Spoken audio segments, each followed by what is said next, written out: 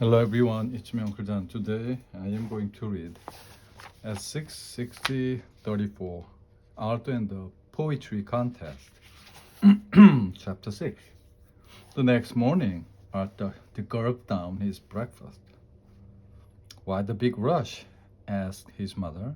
Cereal doesn't get soggy that fast. A meeting with fun before school, Arthur explained. Used to read, picked up the newspaper. Look at this headline. Town goes ape. This gorilla has everybody talking. I was hoping he would stop by our house, said D.W. Father smiled. He would probably enjoy my banana bread. It says here they found his trail leading into the woods. The poor thing, said Mrs. Reed. I'm sure he misses the jungle and all his friends. Speaking of friends, I have to go, said Arthur, rushing out the door. When Arthur got to school, he found Buster and Fun talking on the playground. Fun was making a face.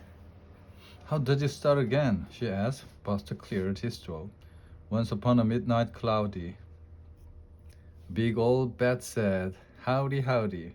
Fun waited. Buster waited too. Well, she asked finally.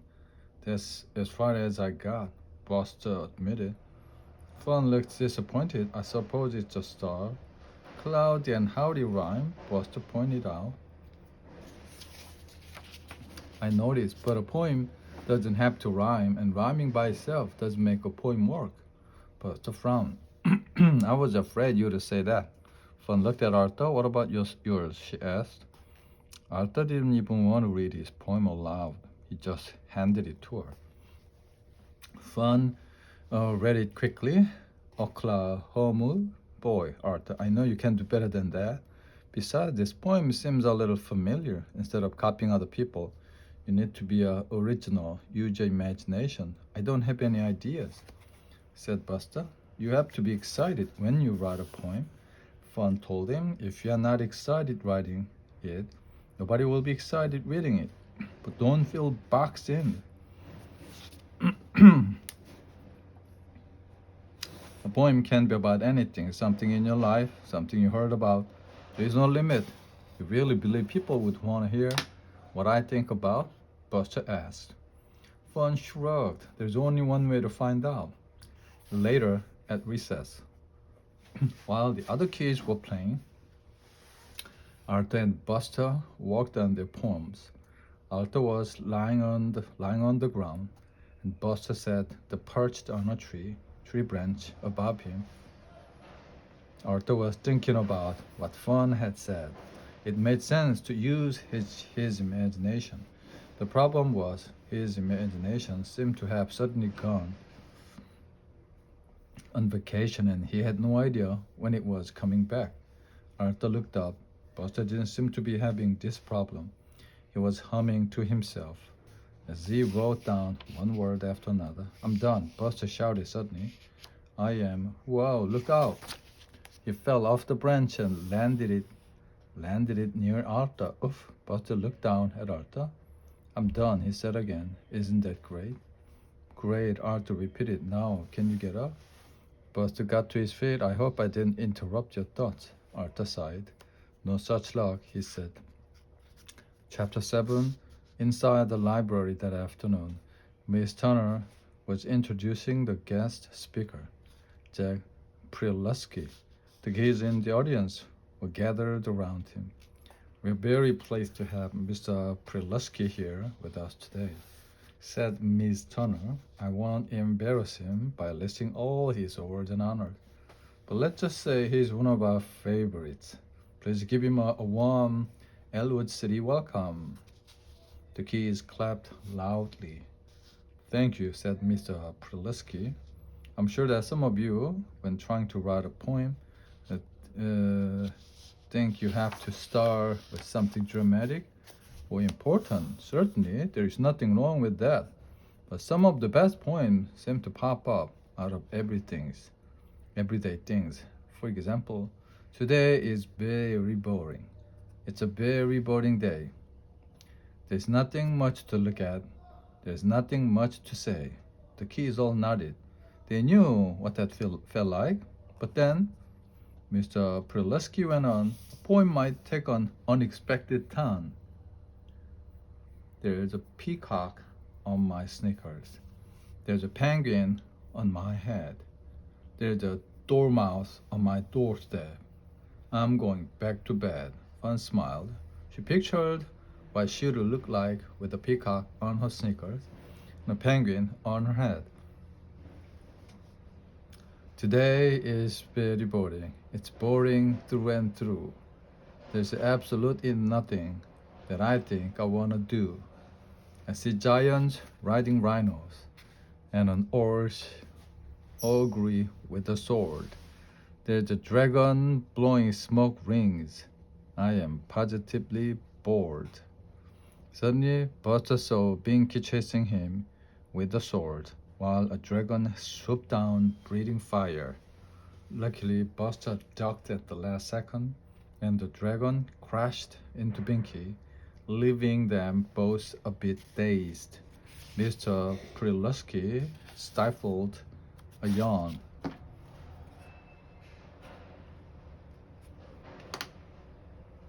Then he continued. Today is very boring. I can hardly help but yawn. There's a flying saucer landing in the middle of my lawn. Muffy saw herself all dressed up, stepping forward to greet the visiting alien. Such travelers would have shopped in some very unusual places. She would have loved to know what they found there. A volcano just erupted less than half a mile away, and I think I felt an earthquake. It's a very boring day. Bink imagined a volcano erupting, the lava pouring down the sides, while people screamed and ran for their lives. Binky watched as the lava engulfed Lakewood Elementary School. No homework tonight, he said with a sigh. Pay attention, whispered Fun, prompting him to clap along with the other kids. Thank you, said Mr. Prelusky, but now I want to hear from you. Let's have our first contestant. Nobody said anything. They were all too nervous. Come now, said Mr. Prelusky. We're all friends here. All right then. I'll pick someone. Let's see. He consulted his list. Well, the first one of you to sign up might have some enthusiasm for poetry. Where are you, Fun?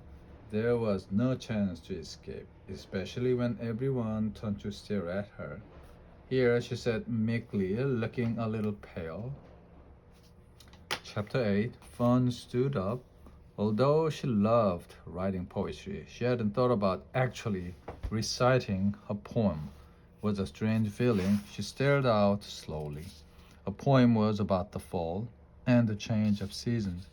It was sad in a way, but it was also hopeful. For as a season passes, it brings hope of a new season to follow.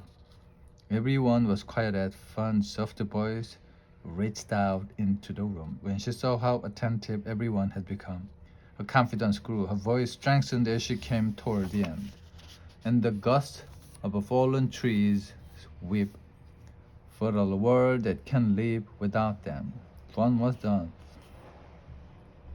There was silence for a moment, then Mr. Prelusky led the applause. Excellent and beautifully read. Thank you, said Fun. That means a lot to me because I have all of your books. Really? Mr. Prelusky looked pleased. You're obviously a girl with impeccable taste.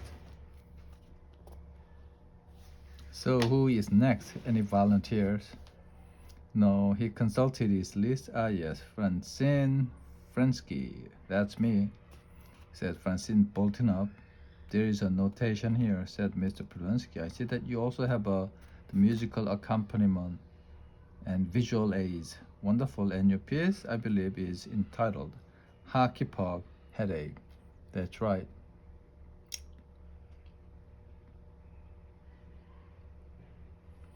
Francine walked up to the front of the room, getting a bunch of pictures. She nodded to Muffy, who began playing a steady beat on a set of bongo drums. As Francine read each line, she held up a picture illustrating it. My dad took me to a hockey game. I got hit in the head by a puck. I yelled out, "Ow, my head, ow!" Called an ambulance, "Ouch, ow!" "Oh, brother, this hurts." Put ice on it, it's gonna swell. I got a big old purple lump on my head and used it for show and tell. Picture of a Francine with a big lump on her head got the loudest laugh. When she finished, she made a little bow. The audience cheered. Performance art, said Mr. Polensky. Very inventive. I love it. I'll go next, Binky shouted. He stood up. People think I can write a poem. But they are so wrong. I can write a poem. I wrote this one. I wrote this poem. And I gave it the title Binky's Poem. So shut up. The end. A pause was a little slow in coming, but it picked up after Binky glared at everyone. That's not a poem, Muffy whispered to Francine. He rhymed the poem with poem 3 times. Are you going to remind him of that? Said Francine. Muffy decided against it. The poems continued, but Fern kept looking around. Someone was missing. Someone who had promised to be there. Finally, she turned to Buster. Where is Arthur? She whispered. They caught the gorilla. I heard DW, said Arthur. It was on the radio. He did look up on the paper he was writing on. Joy was in the woods all night. I'll bet he was cold and lonely. He should have come to our house. Don't you think he would have been happier here, Arthur? The only sound in the room was Arthur's pen scribbling on the paper. Arthur, whatever you say, DW. There, I'm finished. I'm late for the poetry contest. See ya.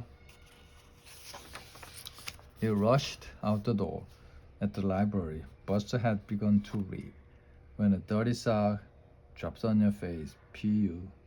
When your friend's baby sister starts to spew. Half a worm in the apple you bit. Brain began to turn a little green, and he grabbed ahead of his stomach. Finding a human bone in your jello. Blowing nose, slime green and yellow. Francine sank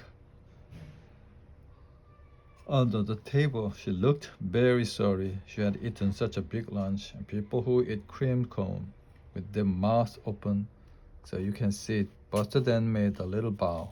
Apparently he was finished. Binky applauded wildly. Everyone else looked sick. Mr. Polensky took a deep breath. Well, that was very, very vivid, Buster. I probably shouldn't mention the free tapioca, the pudding that'll be served at the reception. Everyone groaned. Miss Turner stepped forward. Now, our special guest will choose the winning poem. Door flew open and Arthur burst in. Am I too late? I couldn't get past the crosswalk. First there were little kids, then a circus parade, and you know those elephants? They like to take their time. He ran up to Mr. Polensky and whispered in his ear. The famous poet nodded. All right. Then he said, our final poem is Joy Goes to the City by Arthur Wig. Joy was a happy ape until some hunters caught him. He liked the jungle better than the city where they brought him. Arthur could imagine Joy was happily playing with a paddle ball and string until a cage suddenly dropped on top of him. He was placed on a large truck and taken from the jungle into the city. City was louder, city was meaner. Even the dirt in the jungle was cleaner. Joy decided to make a daring escape. The hunters were suddenly -1 ape.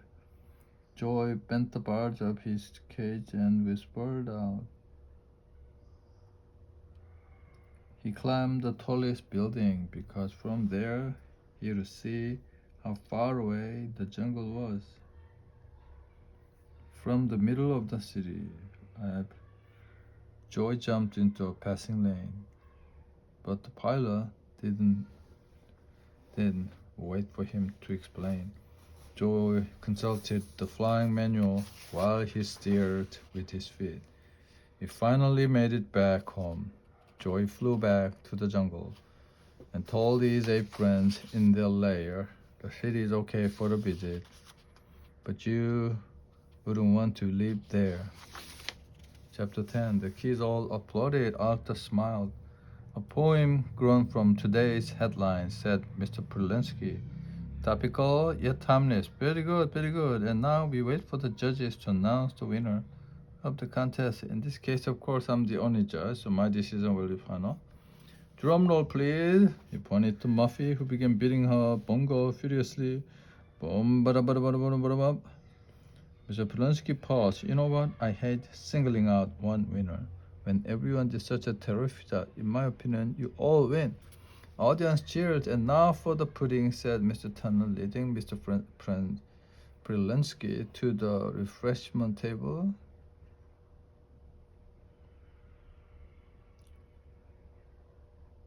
You all won the bet, so nobody has to join the poetry club. Kids gathered around her, but this was fun, said Arthur. Yeah, and I know lots of other disgusting stuff. I barely scratched the surface. I want to play more bongos, said Muffy. Binky pushed the others aside, marched right up to front. You know what I have to say to you? What? Fun said meekly. That we don't have to do what you say. You can't stop us if we want to join. Hey, said Francine, the sign-up list is over here. The kids crowded around to sign up. Fun walked over to shake Mr. Polinsky's hand. I was wondering, Fun began. Yes?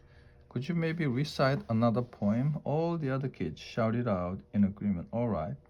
Well, Buster's poem reminded me of one of my own. It's called The Jellyfish Stew. As his voice filled the room, visions of jellyfish stew swam through everyone's thought. When it was time to eat the tapioca pudding, nobody seemed very hungry. Good poetry, after all, can be very filling. The end.